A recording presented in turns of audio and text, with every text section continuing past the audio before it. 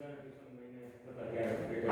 વિદ્યાર્થી મિત્રો જોઈએ જે બે સદિશોનું સદિશ ગુણન જોયું એના ઉપરથી આપણે ત્રિકોણનું ક્ષેત્રફળ પણ શોધી શકીએ છીએ, ચતુષ્કોણનું ક્ષેત્રફળ પણ શોધી શકીએ છીએ, સમાંતર બાજુ ચતુષ્કોણનું ક્ષેત્રફળ પણ શોધી અને સૂત્ર બનાવી શકીએ છીએ અને a ક્રોસ b જે બહિર્ગુણન છે એને નિશ્ચાયક સ્વરૂપે પણ વ્યાખ્યાયિત કરી શકીએ છીએ. હવે આપણે આગળ જોયું કે i cross j k cap અને આપણે જોયું કે a ક્રોસ b બરાબર -b ક્રોસ a કહેવાય તો i ક્રોસ j જો k કેપ હોય તો j ક્રોસ i એ -k કેપ કહેવાય. એ જ રીતે k ક્રોસ j બરાબર -i કેપ અને i cross k cap -j cap લખી શકો. હવે એક બીજી વસ્તુ જોઈએ કે ત્રિકોણ ABC નું ક્ષેત્રફળ એટલે આપણે અત્યાર સુધી જોયું છે કે 1/2 પાયો ગુણ્યા વેધ. તો આ ત્રિકોણ હોય તો આ પાયો કહેવાય, આ વેધ છે CD તો 1/2 AB CD. હવે સદિશ AB એટલે આપણે B સદિશ લીધો છે, સદિશ AB ને આપણે B સદિશ લીધો છે, સદિશ AC ને આપણે A સદિશ લીધો છે. હવે અહીંયા જે ખૂણો થીટા છે એ સદિશ AB અને સદિશ AC વચ્ચેનો ખૂણો છે, બરોબર. અને અહીંયા CD છે લંબપાતનો બિંદુ છે એ રેખાખંડ AB પરનો લંબપાત D છે. તો ત્રિકોણ ABC નું ક્ષેત્રફળ બરાબર 1/2 પાયો ગુણ્યા વેધ અનુસાર 1/2 પાયો એટલે AB અને વેધ એટલે CD. AB એટલે સદિશ AB નું માન લખાય, સદિશ AB ને આપણે B સદિશ કીધો છે એટલે AB નું માન બરાબર B સદિશ નું માન લખી શકો. અને CD બરાબર અહીંયા કાટકોણ ત્રિકોણ બને છે તો cos θ બરાબર સામે પાસેની બાજુ ભાગ્યા કર્ણ, cos θ બરાબર પાસેની બાજુ ભાગ્યા કર્ણ અનુસાર આપણે અહીંયા લખી શકીએ cos θ બરાબર પાસેની બાજુ ભાગ્યા કર્ણ અને sin θ બરાબર લખી શકીએ સામેની બાજુ ભાગ્યા કર્ણ. તો અહીંયા આપણે sin નો ઉપયોગ કરીએ તો sin θ બરાબર સામેની બાજુ CD કર્ણ AC, બરોબર. તો CD બરાબર AC sin θ લખાય. હવે સદિશ AC એટલે આપણે એને A સદિશ કીધો છે તો સદિશ AC ના માન એને આપણે AC તરીકે લખી શકીએ એટલે CD બરાબર લખ્યું છે માન સદિશ AC sin θ અને માન સદિશ AC એટલે A સદિશ sin θ. એ CD ની જગ્યાએ લખ્યું છે માન સદિશ A sin θ. હવે AB ની જગ્યાએ માન સદિશ AB મૂકો એટલે આની જગ્યાએ માન સદિશ B મુકાય, CD ની જગ્યાએ માન સદિશ A sin θ મુકાય. હવે આપણે A ક્રોસ B ની આગળ વ્યાખ્યા જોઈ હતી અને B ક્રોસ A પણ કહી શકો, માનમાં લખો તો A ક્રોસ B નું માન શોધો કે B ક્રોસ A નું માન શોધો, બંને એક જ આવે. એટલે અહીંયા તમે B ક્રોસ A લખો અથવા તો A ક્રોસ B લખો, માન છે એટલે ચાલે. હવે આને તમે માન A ક્રોસ B લખો અથવા તો આને આમ પણ લખી શકો માન B ક્રોસ A, બરોબર. હવે આપણે જે વ્યાખ્યા ઉપરથી જે તમે a ક્રોસ b ની વ્યાખ્યા જોઈ એમાંથી આપણે કરતા કર્યું, છેલ્લે જે આપણે વ્યાખ્યા જોઈ કે sin θ બરાબર માનમાં a ક્રોસ b અપોન માનાંક a માનાંક b, એમાંથી આપણે આને કરતા કર્યું છે. હવે આપણે a અને b સદિશો આપેલા હોય તો એને નિશ્ચાયક સ્વરૂપે આ રીતે લખી શકો. હવે આને લખવું એના માટે મતલબ કે આપણે જે ગુણધર્મો જોયા આગળ i ક્રોસ i શૂન્ય સદિશ થાય, i cross j k cap થાય, એ બધાનો ઉપયોગથી જ આનો ક્રોસ કર્યો છે. અને એક વધારાનો ગુણધર્મ પણ જોઈ લઈએ કે ક્રોસનું પ્લસ પર વિભાજન પણ શક્ય છે અને એનો પણ અહીંયા ઉપયોગ કરેલો છે. એક અહીંયા ગુણધર્મ લખી દઈએ 2 1 તરીકે કે a ક્રોસ b c બરાબર a ક્રોસ b સદિશ પ્લસ a ક્રોસ c સદિશ લખી શકો. એટલે ક્રોસનું પ્લસ પર વિભાજન આ ગુણધર્મનો પણ ઉપયોગ કરી શકો. અને બીજો એક ગુણધર્મ આ પણ લઈ શકો કે લેમ્બડા a ક્રોસ b સદિશ બરાબર a સદિશ ક્રોસ લેમ્બડા b સદિશ કરો કે લેમ્બડા a ક્રોસ b કરો, બધું એક સમાન સદિશ મળે. જેવી રીતે અંતઃગુણનમાં હતું એવી રીતે બહિર્ગુણનમાં પણ તમે કરી શકો છો.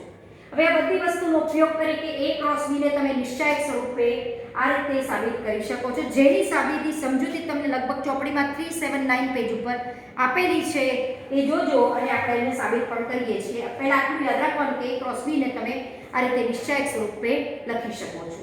પછી એક બીજી વસ્તુ પણ જોઈ લઈએ. સમાંતર બાજુ ચતુષ્કોણનું ક્ષેત્રફળ બરાબર અહીંયા AB * dm લખાય. સદિશ AB ને આપણે B સદિશ કીધો છે, સદિશ AD ને આપણે A સદિશ કીધો છે. તો સદિશ AD નું માન એટલે AB કહેવાય, AB બરાબર માન સદિશ B અને dm અહીંયા sin θ નો ઉપયોગ કરો, sin θ બરાબર સામેની ભાગ્યા કર્ણ. તો અહીંયા dm ને કરતા કરો જે સેમ મેથડ આગળ કરી છે તે પ્રમાણે dm બરાબર માન સદિશ a * sin θ લખી શકો. ab ની જગ્યાએ માન સદિશ b લખ્યો, dm ની જગ્યાએ માન સદિશ a * sin θ. તો આને b ક્રોસ a સદિશનું માન પણ કહેવાય અથવા a ક્રોસ b નું માન પણ કહેવાય. જ્યારે પણ સબાચરના સમાંતર બાજુ ચતુષ્કોણનું ક્ષેત્રફળ શોધવાનું હોય અને પાસેની બાજુઓ જો આપી હોય સદિશ સ્વરૂપે, સદિશ AB સપોઝ આપ્યું હોય સદિશ AD અને ABCD સબાચર હોય તો સદિશ AB અને AD બંને પાસેની બાજુઓ થઈ કહેવાય. એ આપેલી હોય અને તમને જો ક્ષેત્રફળ પૂછ્યું હોય તો આ સૂત્રનો ઉપયોગ કરી શકો. અને સદિશ સ્વરૂપે તમને ત્રિકોણ ABC નું ક્ષેત્રફળ શોધવાનું પૂછ્યું હોય તો તમે આનો પણ ઉપયોગ કરી શકો. બરોબર, આમાંથી ગમે તે બાજુ સદિશ સ્વરૂપે આપી શકે. સદિશ AB પણ આપી શકે, સદિશ BC પણ આપી શકે, ગમે તે આપે તો બંનેનો ક્રોસ કરી એનો માન શોધી એને 1/2 વડે ગુણો એટલે ત્રિકોણ ABC નું ક્ષેત્રફળ મળે. હવે આપણે જોયું કે A ક્રોસ B ને તમે નિશ્ચાયક સ્વરૂપે લખી શકો છો. તો એની જો સાબિતી જોવી હોય તો એ પણ આપણે સાબિત કરી શકીએ છીએ. અને જે આપણે આગળ ગુણધર્મો જોયા એના ઉપયોગથી આ બધા ગુણધર્મોનો ઉપરથી આપણે આવી નોંધ સ્વરૂપે આ વસ્તુ લખી શકીએ કે ત્રિકોણનું ક્ષેત્રફળ કઈ રીતે શોધવું, સબાચરનું ક્ષેત્રફળ પણ સદિશની રીતે શોધવું હોય તો શોધી શકીએ. એમાં બહિર્ગુણનનો જ ઉપયોગ છે. ધારો કે A ક્રોસ B છે તો A બરાબર A1 I cap plus A2 J cap plus A3 K cap cross B1 I cap plus B2 J cap plus B3 K cap લખી દીધું. B1 અને B2 સદિશ A સદિશ અને B સદિશની જગ્યાએ આપણે સદિશો લખી કાઢ્યા. હવે આનો ક્રોસ આ વાસ્તવમાં વિભાજનના નિયમનો ઉપયોગ થાય છે અહીંયા.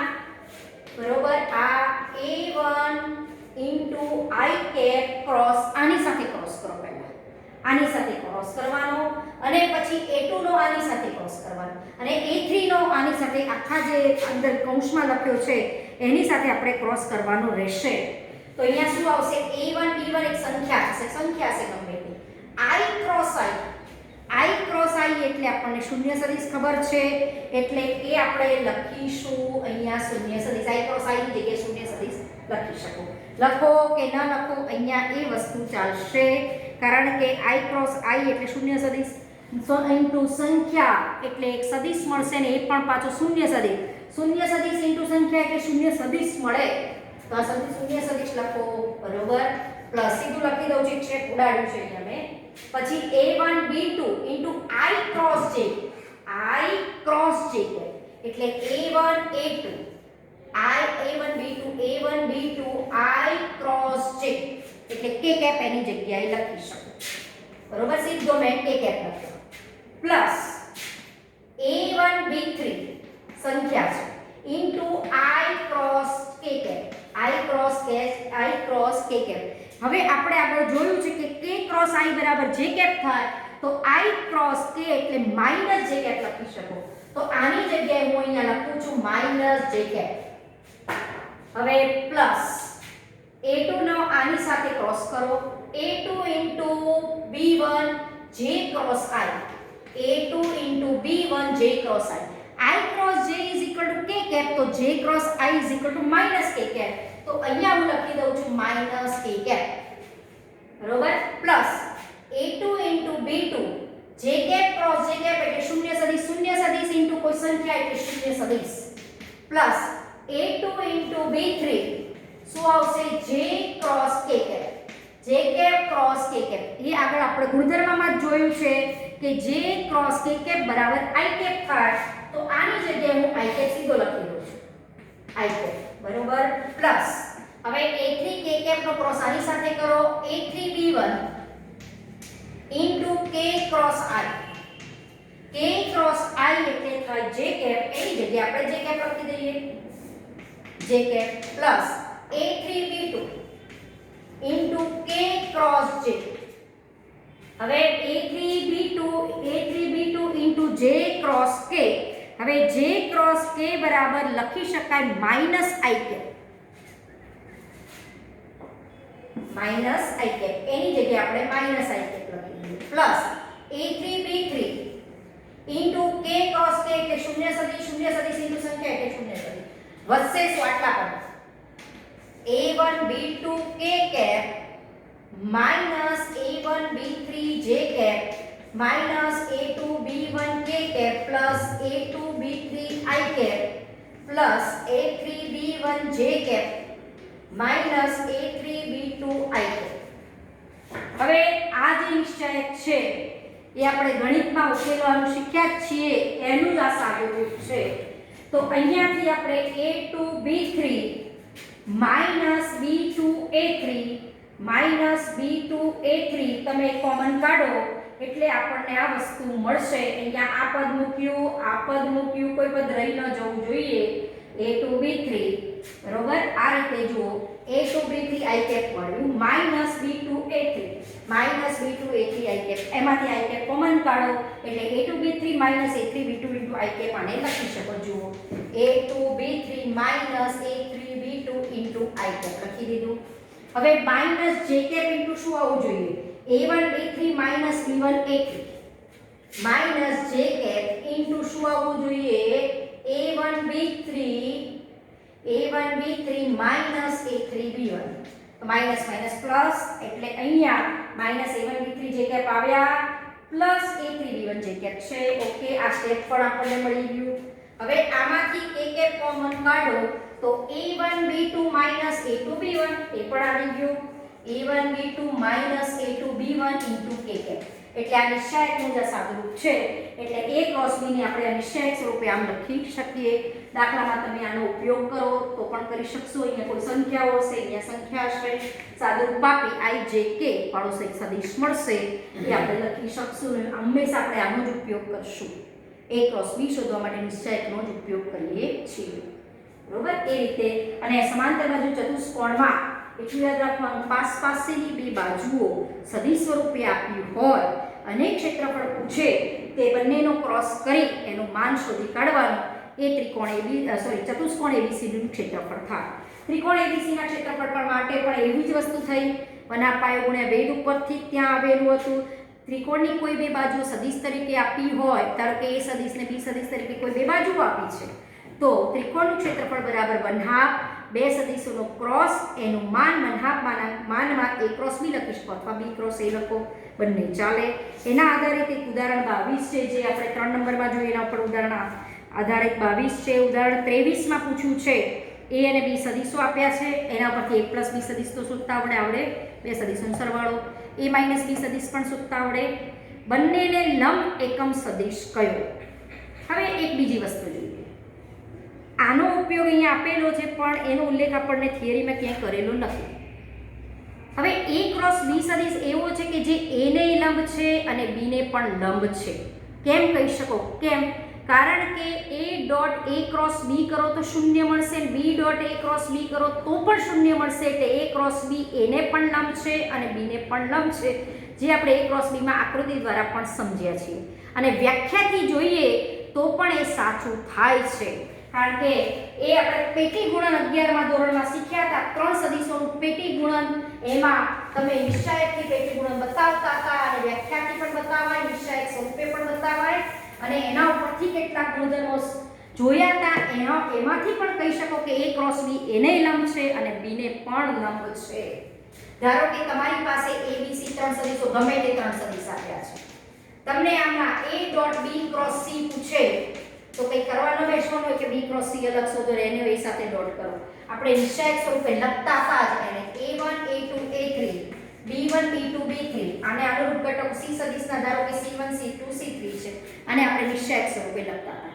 હવે આ જ વસ્તુની મદદથી આપણે a dot a cross b શોધી જુઓ, a dot a cross b શોધો।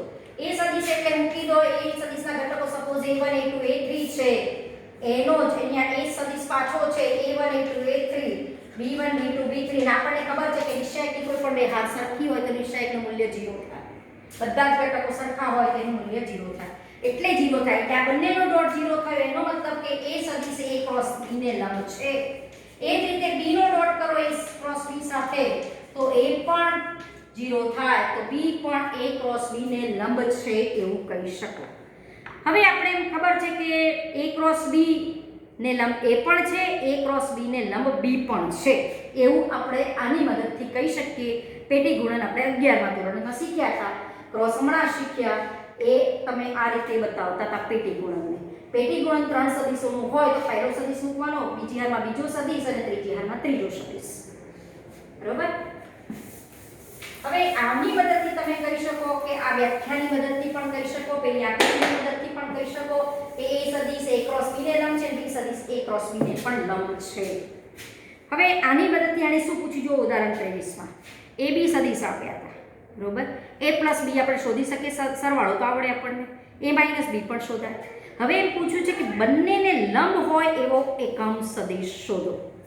હવે બંનેને લંબ હોય, ધારો કે a plus b સદિશને હું c સદિશ નામ આપું અને a minus b સદિશ જે મળ્યો એને સપોઝ આપણે કહીએ d સદિશ. હવે એનો મતલબ થયો કે એ પ્રશ્ન શું છે વાંચો ફરીથી, a plus b અને a minus b બંનેને લંબ એકમ સદિશ શોધો. તો અહીંયા c ક્રોસ d જે છે, c એ પણ આને લંબ હોય અને d પણ આને લંબ હોય, કારણ કે બંનેનો ડોટ 0 થાય. c dot c cross d પણ 0 થાય અને d dot c cross d પણ 0 થાય. તો c ક્રોસ d ને c પણ લંબ કહેવાય અને d સદિશ પણ લંબ કહેવાય. તો એમ પેજ પૂછે છે કે બંનેને લંબ હોય એવો સદિશ એક પોતે બંનેને લંબ હોય ને પાછો એકમ સદિશ પૂછ્યો છે. બંનેને લંબ એકમ સદિશ આપણને પૂછેલો છે. હવે જે તમને ચોપડીમાં કંઈક અલગ લીધું છે, એણે આ બંનેનો જે ક્રોસ છે એને c સદિશ તરીકે લીધો છે. a plus b એક સદિશ છે, a minus b પણ એક સદિશ છે. એ બંનેના જે ક્રોસ દ્વારા મળતા સદિશને એણે c સદિશ કીધો છે. હવે બંનેને લંબ એકમ સદિશ એટલે સદિશ ભાગ્યા તેનું માન. સદિશ ભાગ્યા તેનું માન એટલે આ જે સદિશ c છે આને પણ લંબ થયો અને આને પણ લંબ થયો, કારણ કે c બરાબર શું લખ્યો, આ સદિશ ક્રોસ આ સદિશ. તો જે c સદિશ છે a plus b ને પણ લંબ હોય અને a minus b ને પણ લંબ હોય, બરોબર. તો બંનેને લંબ એકમ સદિશ એટલે c upon તેનું માન.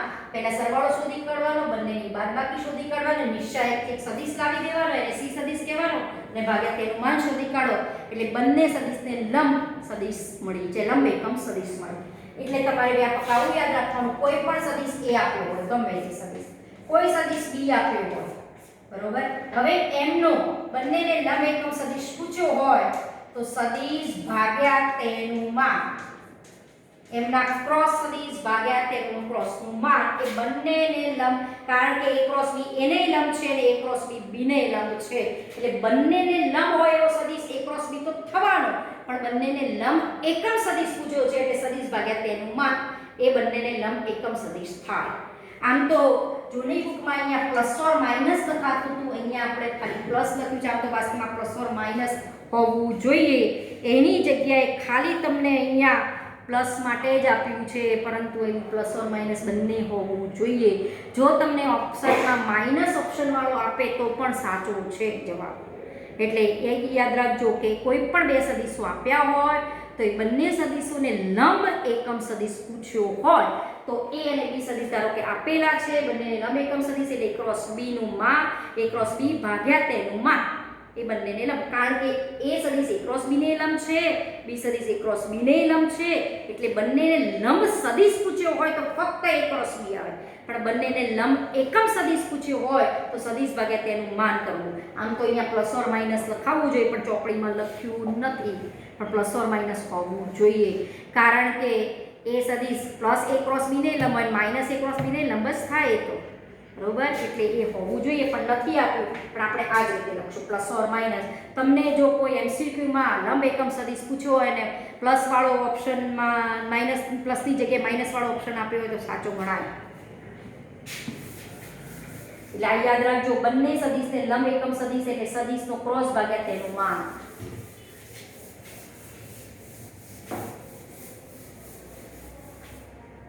અને ઉદાહરણ 24 માં ખાલી એવું જ આપ્યું છે, ત્રિકોણ ABC માં 3 શિરોબિંદુના યામ આપ્યા છે, શિરોબિંદુના યામ આપ્યા છે અને ત્રિકોણનું ક્ષેત્રફળ શોધવાનું પૂછેલું છે. તો આપણે ABC માંથી સદિશ AB શોધી કાઢવાનો, સદિશ AC શોધી કાઢવાનો, પાસેની બાજુઓ લેવાની.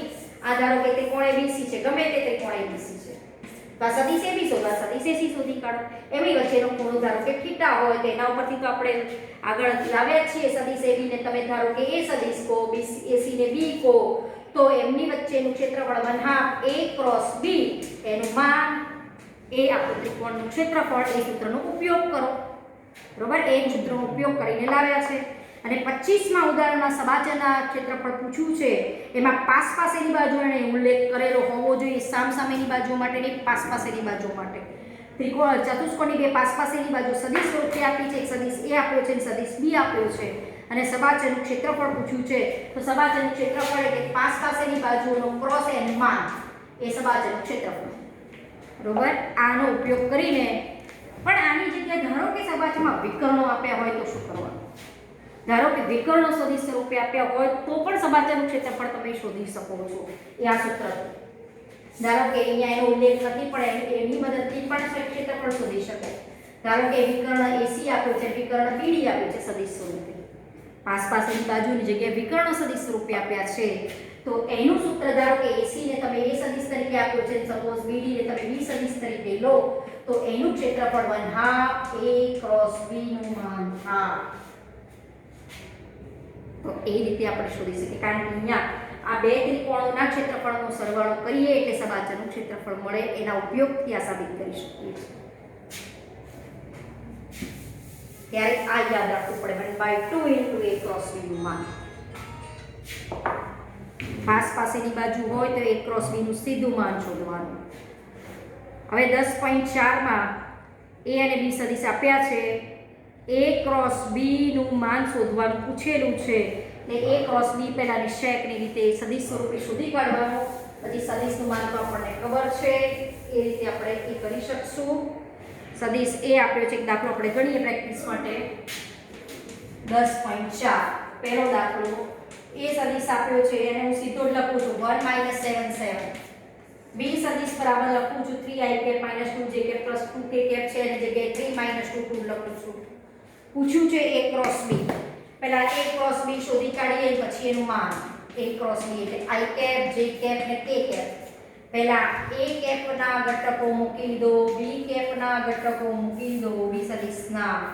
પછી આમાંથી A ક્રોસ B સદિશ સ્વરૂપે મળશે એટલે શું થશે -14 + 14 0 * i cap - j cap into નિશ્ચય તો આપણને ખબર જ છે 2 - 21 2 - 21 એટલે -19 - +19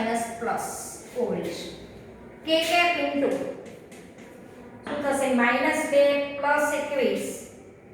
બરોબર, આમાં પણ 2 - 21 થતા હતા એટલે -19. અહીંયા k કેપમાં શું થશે -2 + 21 એટલે +19.